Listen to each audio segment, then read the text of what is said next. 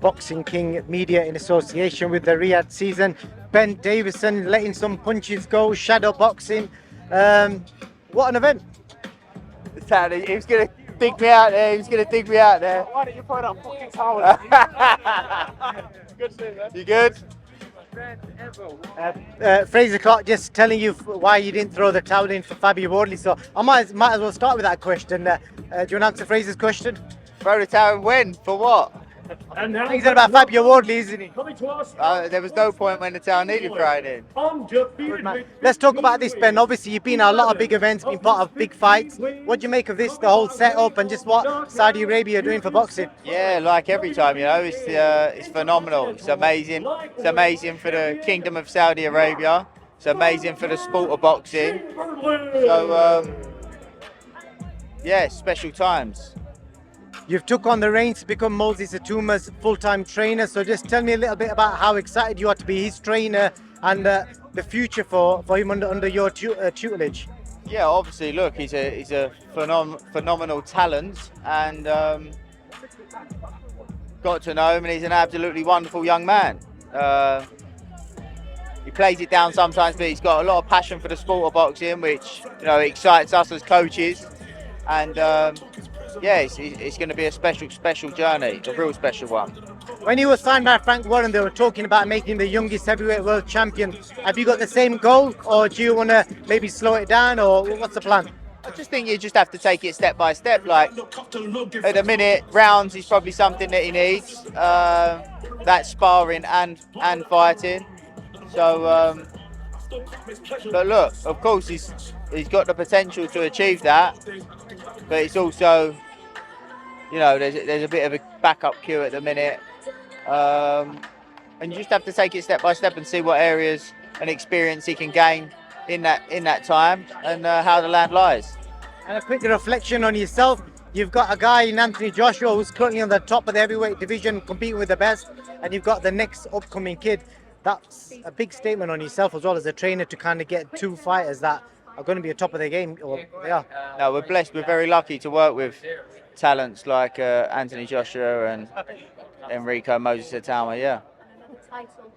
Obviously, we're here for Tyson Fury versus Usyk. Obviously, you've got first-hand experience with Tyson. I've got to ask you initially about his body shape, because you was there when he started off this whole journey of weight loss, and you've seen the shape he's in. What do you make of the shape he's in, and obviously this particular camp? Yeah, I think it's a positive, but let's not get it twisted. He can fight whether he's fat or he can fight whether he's thin. So that's quite a good point. That. Yeah, like I think people's always making comments about his shape. Some fights he's been lighter, performed well. Some shapes he's been lighter and performed not so well. Sometimes he's been heavier, performed well. Sometimes he's been heavier and not performed so well. So don't think the weight is the thing that people should be focusing on. Obviously, you've seen the shape he's in. Do you think that's the right shape for somebody like Alexander Usyk, or do you think he should have been bigger, lighter? I don't know what like he looks in physical shape. I don't know what his weight is. I think that would tell you a little bit more. Perhaps, maybe not. But how he's going to approach the fight. But yeah, all that is irrelevant. Sorry. And obviously, without going into too much detail, how do you see this fight unfolding? Is it going to go to points? Is somebody going to get knocked out? You know, what kind of, is it going to be a boring fight, an entertaining fight? What do you think? It's two elite guys, isn't it? So, you know, I think there's going to be some ebbs and flows. I think there's going to be adjustments along the way. Both guys are versatile, so I think they're going to be able to do that. I think we'll see a little bit of everything in there. Two highly skilled fighters, and our next fighter, look, the event and all the rest of it, and the size of the magnitude of all of this just tells you how big of a fight it is. So obviously the world's excited in anticipation for it. And then the last question on that fight, I've seen like a lot of people talk about the footwork battle. Do you think Tyson's footwork's underrated, or is Usyk's just got the better footwork, and how key is that in this fight? Depends what you mean by footwork. I think it depends on how the fight's playing out. Tony Bellew said that Tyson can't fight somebody on the back foot, and I know you've been part of him, so you can't fight somebody on the back foot. Tyson can't fight someone when he's on the back foot. He can't fight someone when the opponent's on the back foot. well, he done all right pushing Wilder back and that, didn't he? So, but I understand some of the elements that Bellew might be looking at when he mentions that. But I'm sure that's something he would have prepared for in the event that he may push Usyk back, or Usyk may go on the back foot. I'm sure that's something that he spent a lot of time working on in this camp as well. So, again, I think there's going to be ebbs and flows.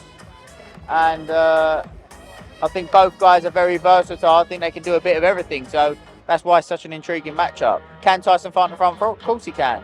Can Usyk fight on the front foot? Of course he can. They can both fight on the back foot. So, like I say, it's these things that's making it such an intriguing matchup. Who wins? I don't know. Listen, the reality is, if I went so-and-so wins, like, I don't know. It's what we're all here to see. At the highest level, anything can happen. It's how they approach the fight, the tactics that they employ. So, yeah. The fact that you can't make a decision tells us how good this fight is and how close it is. So I think the fans are in for a treat. You can see a path to victory. Do you know what I mean? People will have an argument for Usyk with a path to victory. People will have an argument for Tyson.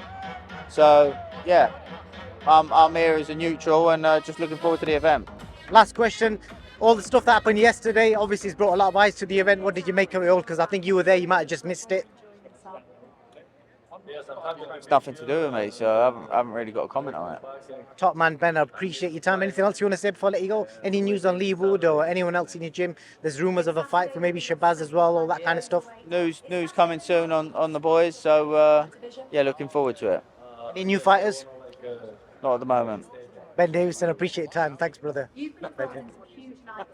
It's not about motivation when it's need discipline. Wake up and win today. Discipline comes from within.